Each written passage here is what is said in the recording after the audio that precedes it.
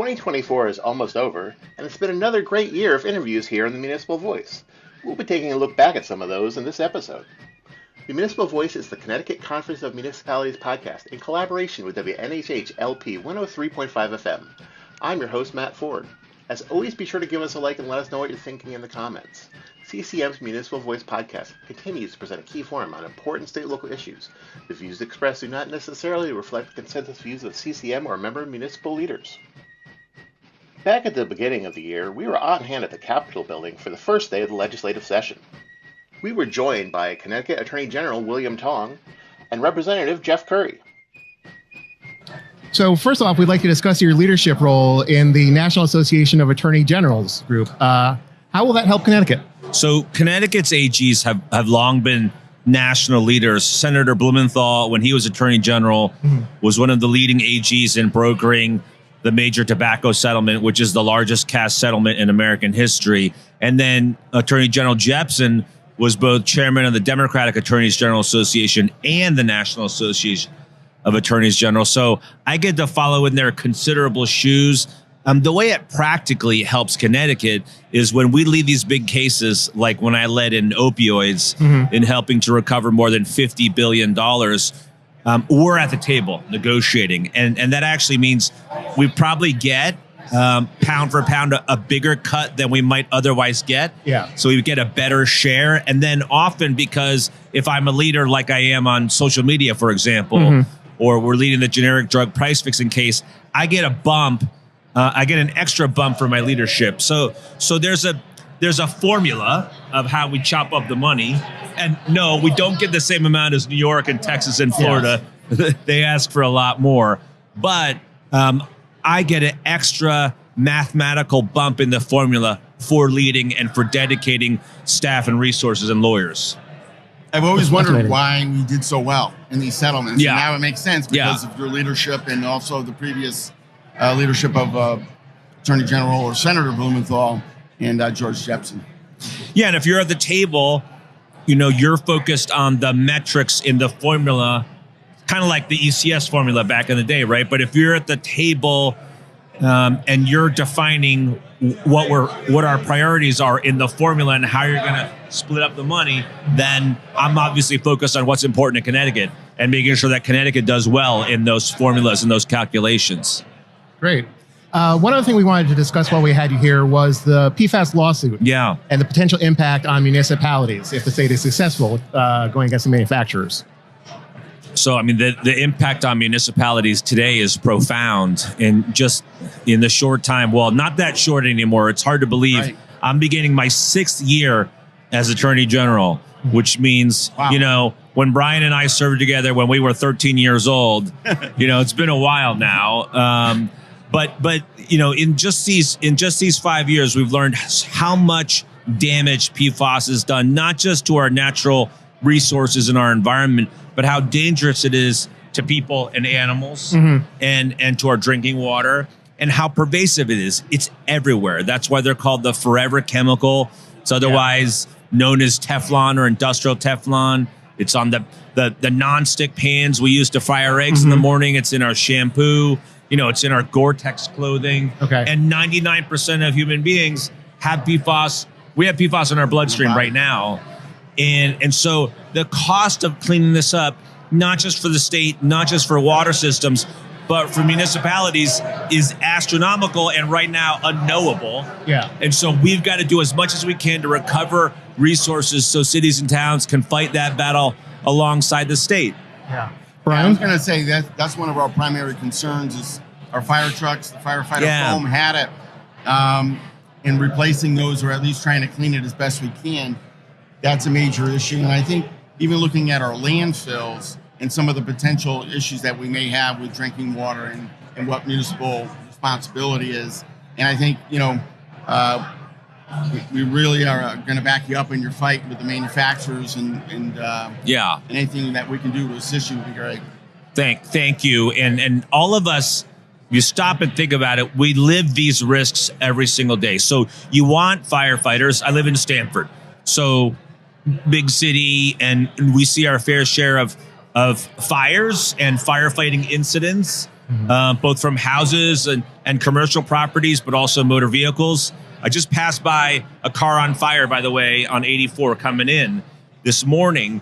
And so firefighting foam is extremely effective in putting out really dangerous and volatile fires. But once you use that foam, now it's been released right in the environment.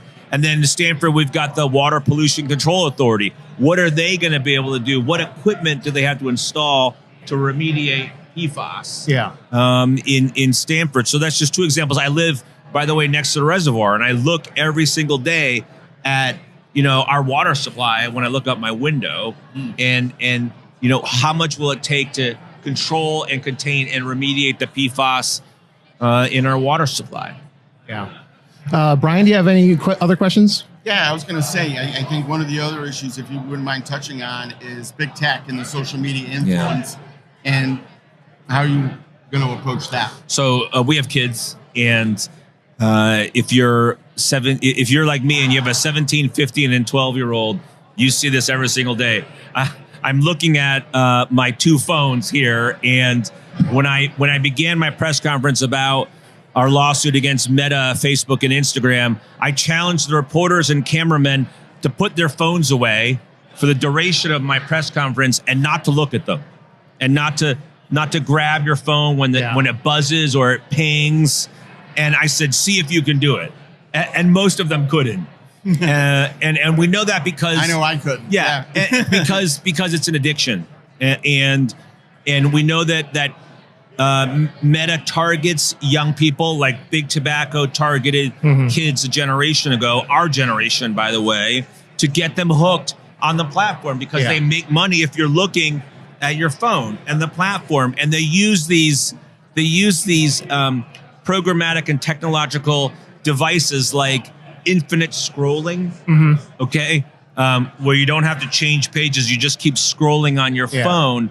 The developer of infinite scrolling called that behavioral cocaine. And they did it very purposefully to get kids on the platform, to keep them on the platform. And I don't have to tell you, they see a lot of stuff they shouldn't see. They see a lot of content that's very harmful to them, and it results in depression, self-harm, or worse. Great. Well, we appreciate your time with us today, Mr. Attorney General, and keep up the good fight on behalf of the people of Connecticut. Well, thank you to the cities and towns. You're the basic building blocks of everything we do. Thank you for your partnership in fighting the opioid and addiction crisis. Thank you for your help in putting together the opioid settlement advisory committee and serving on it. Mayor O'Leary, when he was chair of CCM, was a big part of helping us land that plane. It was pretty complicated. That's right. It was. But we made it happen, and thank you guys for your role in that as well. Awesome. Attorney General, thank you so much. Thank you. Thank you. Good? Appreciate it. Yeah. One second. You can start. Representative Curry, thanks for joining us again. Absolutely. Glad to be Good here. to have you. So you're currently serving your 5th term, is that correct? That is correct. And you're in the 11th District. What does the 11th District cover? I represent parts of both East Hartford and Manchester. Great. So the OPM secretary indicated that the governor's budget will include cuts to education funding. What's your reaction to that? It's part of the process. Okay. And, we have a very set system here that allows him to make suggestions, whether they are sensical or not. But I think we have to fully understand the implications of what that would mean to a number of our districts around the state of Connecticut, a number of our choice programs. But it is the start of another conversation in a midterm year. Yeah. And we look forward to sitting tight on commitments that were previously made to ensure that we continue to move the needle on education funding reform. Great. Brian, what sort of educational issues are CCM concerned with? One of our concerns, just even with the conversation that the OPM secretary had, is does that backtrack on ECS? We fought long and hard to accelerate the funding for the towns that have been historically underfunded, that we don't want to go backwards. And I think that was one of our fears, actually. And, to have it happen year one is potentially a setback. Now, I understand it might be other cuts. outside of ECS, but eventually, people might focus on that pool of money. So I think that's one of our concerns. And always, looking at special education, that's another area of growth within education budgets. We don't want to see that take a step backwards either. And I think it's important that, that we celebrate the acceleration of the ECS formula, and it looks like that is likely going to stay in the budget as is. But that we also, at the same time, have the conversation around what those cuts for those tuition caps and the magna school tuitions directly impact, and how that directly impacts Board of Education budgets and municipal budgets. Because let's say, so the second senatorial district alone, that's a $11-12 million hit, that savings that they would have seen otherwise. So I think you kind of have to put it all into context when we're talking about education funding across the spectrum. Brian, other thoughts? I think that the cumulative effect of those, I think Representative Curry laid it out well as far as how that would kind of roll out and what kind of impact that would have year over year. And I think part of what you're seeing, if there are some of those dramatic cuts, is disconnected youth. I know you've been working on that, and I think that's an area, absenteeism. Schools need resources, and they need resources to help keep the kids in the classroom and to have them achieve while they're in the classroom. So I don't know your thoughts on that, what you're working on there. Yeah, so I'm hoping that the Education Committee at our next meeting in another week, I believe, will raise a title, An Act Concerning Disconnected Youth. And so we want to come at this from a number of different angles, including working with some students over at one of the magnet schools in Hartford for free bus transportation for city kids, because that gets directly at chronic absenteeism, truancy, and just simply allowing kids the ability to access all of the opportunities within schools. Also working with the United Way to see if there is a way to better coordinate data systems, so our nonprofits understand who they're working with. So we're going to come at this from a number of different angles. Yeah. Yes. Apparently the Senate will convene in 5 minutes. If I may add, I think part of that, some of the issues I think your committee is going to focus on too, is the pipeline and the certification process for teachers. We've seen a large retirement go through some of our school districts. How are you going to address that, or what are some of the things you're looking at? Yeah, so the commissioner over at SDE stood up a council that has been meeting diligently for the last 8 or 9 months. I've had the pleasure of attending those meetings on a monthly basis. And, it is amazing to hear these people work through what has been such a convoluted process for the last 30 years and really hasn't been touched. So to be able to blow up the certification process and create a really streamlined 3 pathways for folks to get into education, whether that's our traditional, our alternate routes, and our reciprocities, and removing a lot of the barriers that have kept out some of the populations that we are seeking the most to get into our schools to be able to be educators. So we're hoping to have some really great recommendations out of that council to come at that recruitment and retention issue. Great. Are there any other issues that you're focusing on in this short session? Oh, gosh, we've got a lot. It's a short session, but the Education Committee is ready to go with a full agenda. Mandate relief. I think that is huge, and I think it's something that we hear both at the municipal level and at the Board of Education. And so we've also been meeting with that group over the last 8-9 months, and we're going to have some great recommendations to provide some relief to our teachers, to our districts, both monetarily and just in your time, and being able to free up some of the teachers' time so that they can actually participate in professional development that really is impactful for them, that they really want to participate in, rather than being told you have to do this year after year after year after year. And everybody talks about bloodborne pathogens. I think we could all say, don't touch blood, don't touch human fluids once and be done with it. But that's also an example of a federal mandate that we can't touch. But we're going to make some movement there, and then we're going to tinker around the edges and just see where we can make some additional improvements within the systems, and always having the focus around students, families, and educators first and foremost. Great. Brian, any thoughts on that? No, I just want to thank the representative for coming here. As chairman of the Education Committee, you're very important to CCM. And I have to say that Representative Curry, I don't know when you sleep because you go to all these different meetings and you're always present, and that's so important as a representative. So thank you. Absolutely, and I appreciate CCM's partnership in a lot of the work that we get to do. So I appreciate it. Thank you all. Great. Yeah. Thank you. Appreciate it. Thank you. Awesome. You are listening to the Municipal Voice on WNHH 103.5 FM.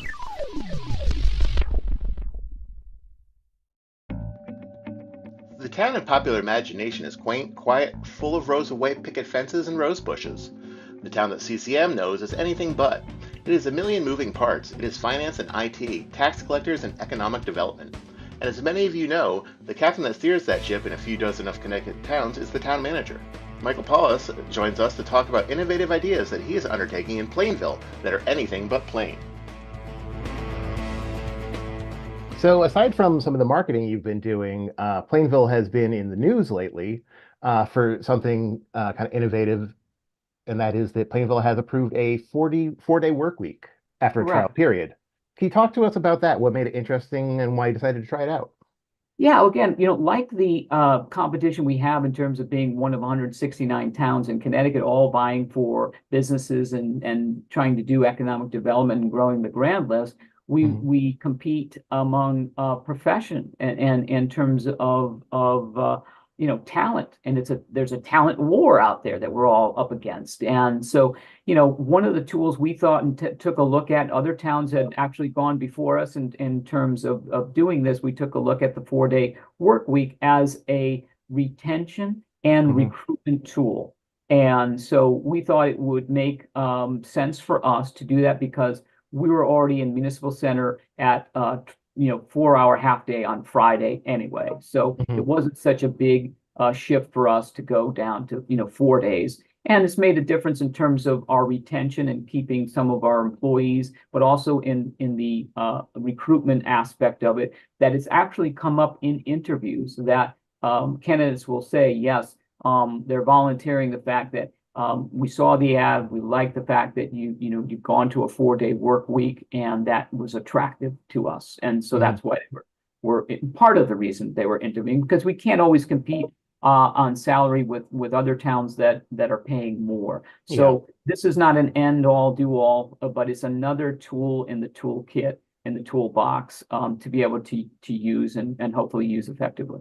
Yeah, that's interesting to think about how, all of our members, I think, generally try to work together to improve things for each other. But when it comes to, finding that talent, are in fact in competition with 168 other towns that need professionals as well. And the private sector. I mean, we're looking to, again, this is Public Service Week and Recognition Week, and we're doing what we can to create a campaign around what's attractive about working in public service. And again, I'm a proud public servant, and I want to toot that horn and say there's great opportunity, and that because you're doing the same project as well, looking about hiring in Connecticut for Connecticut positions in public service is a great career. Yeah, and historically, I think a lot of us always thought of it that way in the past. Working for the town, working for the state, we're always those kind of jobs. You're like, oh, that's a good job because of the benefits. And now if you can't compete straight on the pay level, the 4-day work week is another kind of way to make yourself attractive.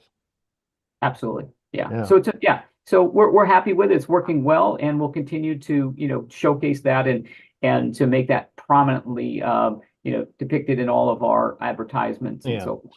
So you did the trial. At what point did you kind of decide, like, yes, this is a success? Yeah, last meeting last month, we wrapped that up in terms of making it permanent. Yes, we did a little over a 6-month. We went actually 7 months to make sure we went through the responses and surveys and so forth. So we did things you were looking for, just kind of as markers to let you know that, like, yeah, this works.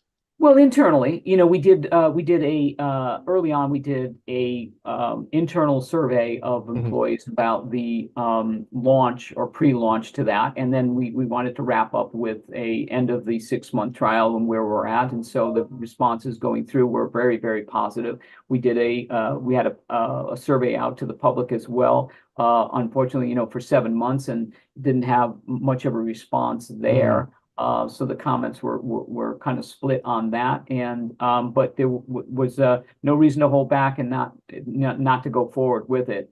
Especially, like I said, it wasn't a huge lift going from 4 hours on Friday down to 4 days. Yeah. So we're talking about, doing this to make Plainville an attractive place to work in relation to other towns in the private sector. And as we mentioned, we came to you about a month ago to work on a video project where we're focusing on seeing municipal careers as a careers, working for your municipality as a career for people. And in that video, you spoke with us about how to encourage people to work for local government. Why you think it's important that they do it. If you could kind of reiterate some of that, why is government not just a good job, but a career?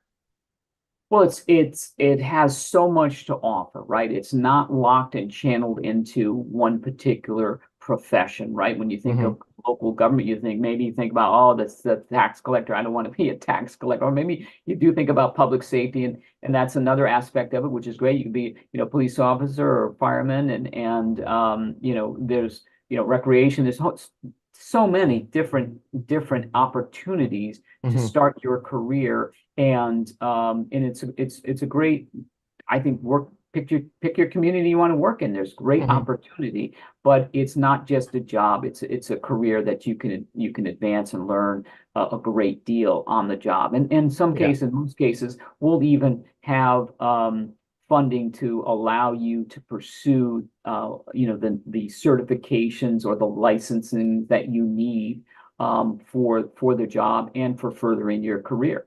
So I think it's worth exploring for any young adult, anyone, or even mid-career. You want to move. In fact, we're looking for engineers, we're looking for building inspectors, and so if you want to transition from a career as a contractor into building, that's great. If you want to from a engineer in the private sector and you want some work-life balance and come here, we're all for it. So there's great opportunity.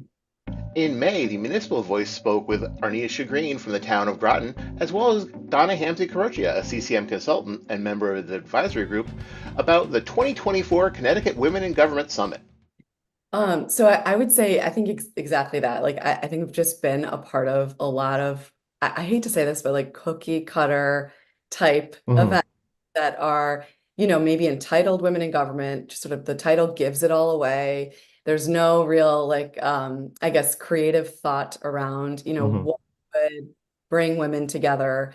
Obviously our shared titles are really, what connects us all, but there's much more than that, I think, that connects us. And so the goal of this event was really to shed light on those things and sort of embrace them and use them to connect us at the event, but then post-event to the next event. It's clear from our point of view that this event couldn't have happened at a better time. We opened up registration and it sold out. We bumped up our numbers, sold out again. And I think we even went a third time we added more people to the event, and that also sold out. Why do you think this event is proving to be so popular right now? Anisha?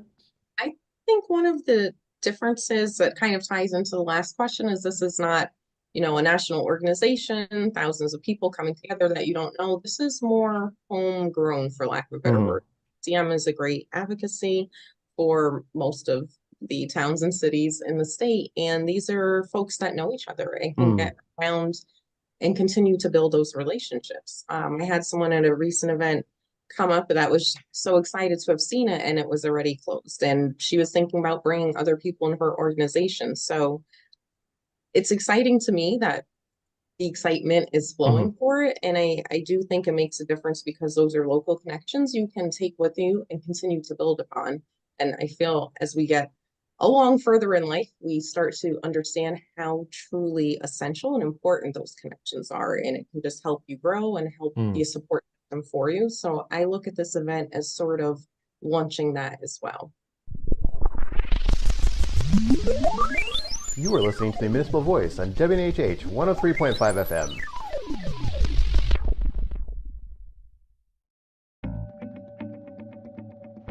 In August, we spoke to the founders of the Black Wall Street Festival in New Haven. Yeah, so I think historically, when you look at what Black Wall Street districts once were, were really prosperous business districts in the early 1900s. These were communities where literally everything that someone needed to thrive in their community was right there. You had everything from banks, Black-owned banks. You had movie theaters. You had laundromats, things that people owned and were able to cultivate wealth in that particular community and really bring that wealth to that neighborhood. Those neighborhoods were intentionally destroyed by the government. And when we talk about remedying, what the government did, and me being in a government role, I think that a lot of the name came from the fact that the government can play a role to remedy the wrongs that have happened. If you want to talk about what is the Black Wall Street Festival in New Haven? What's it all about? What's going to be happening? Well, the Black Wall Street Festival in New Haven, the one-day event on the Saturday, is just a big family-oriented event. We call it a big cookout. That's how we call it at our end. But it's just a day full of festivals, full of enjoyment, full of music, full of great food, full of vendors. We have over 240 vendors this year. Wow. Yes, so we have that going on.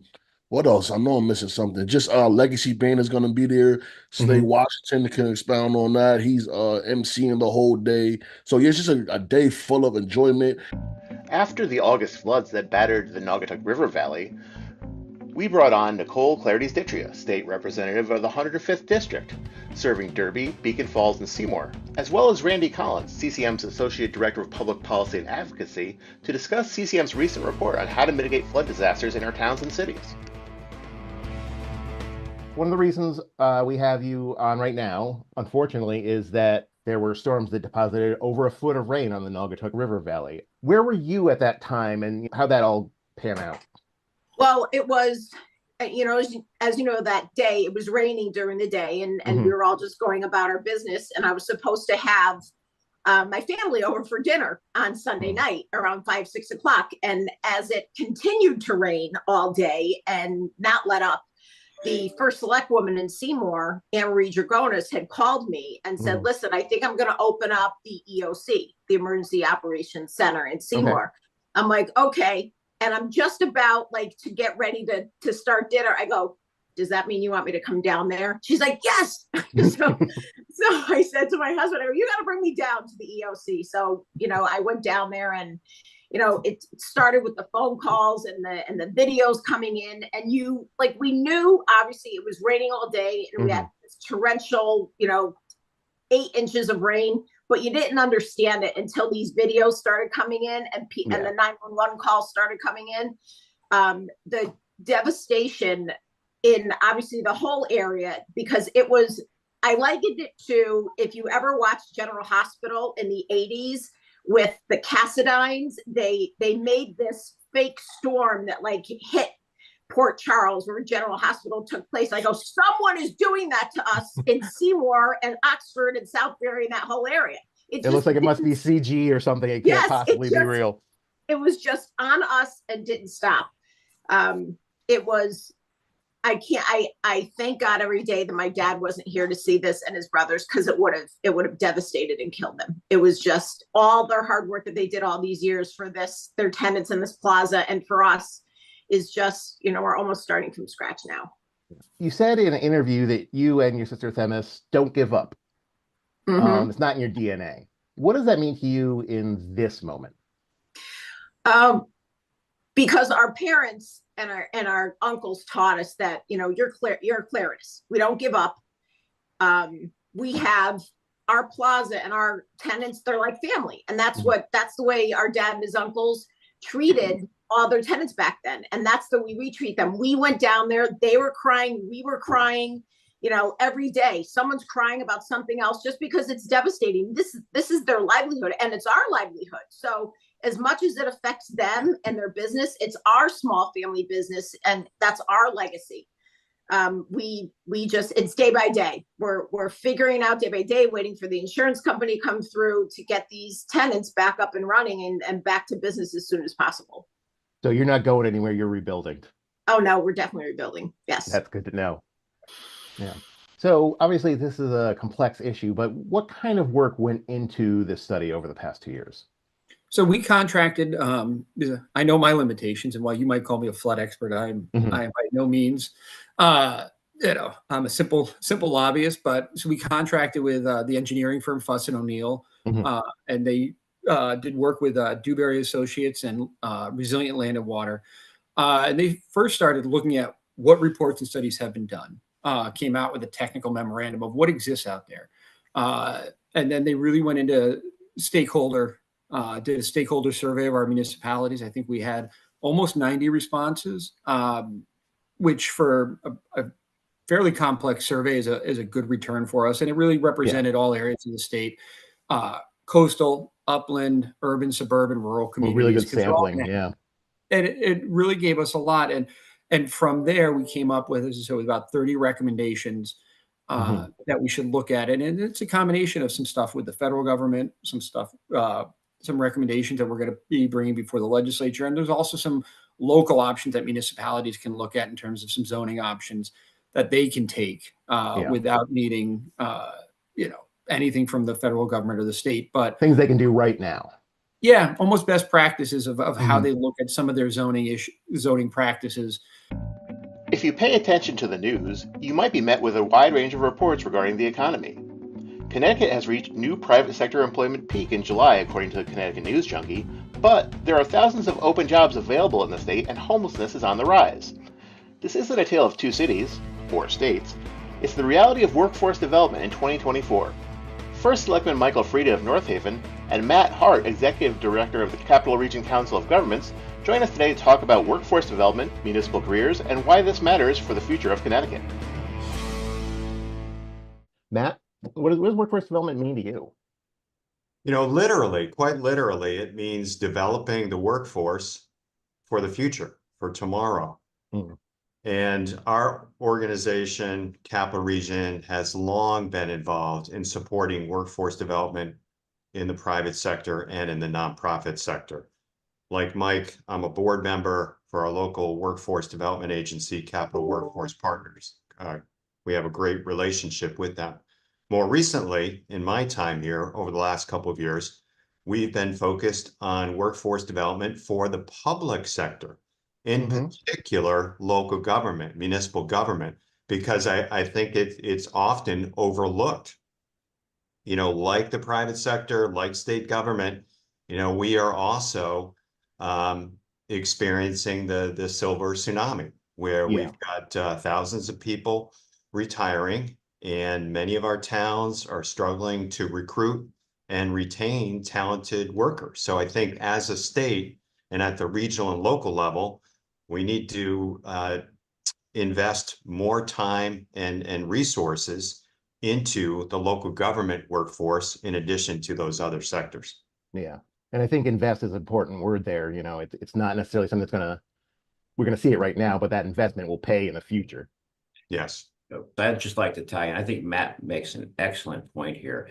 There's at least 3 areas in local government that we're having a very difficult time attracting people. Building officials, assessors, and engineers. And when I speak at the local colleges here, I often remind the students that these are 3 great careers potentially that if you wanted to pursue, particularly engineering, a lot of engineers at the municipal level are aging out and we can't find people. So Matt really makes an excellent point here. It's so true. Municipal Voice is a co-production by CCM and WNHH 103.5 FM. Christopher Gilson is our producer, Harry Draws is on the boards, and I'm Matt Ford, your host. Be sure to check out our Facebook page and give us a like, and watch out for our CCM chat series on our YouTube page.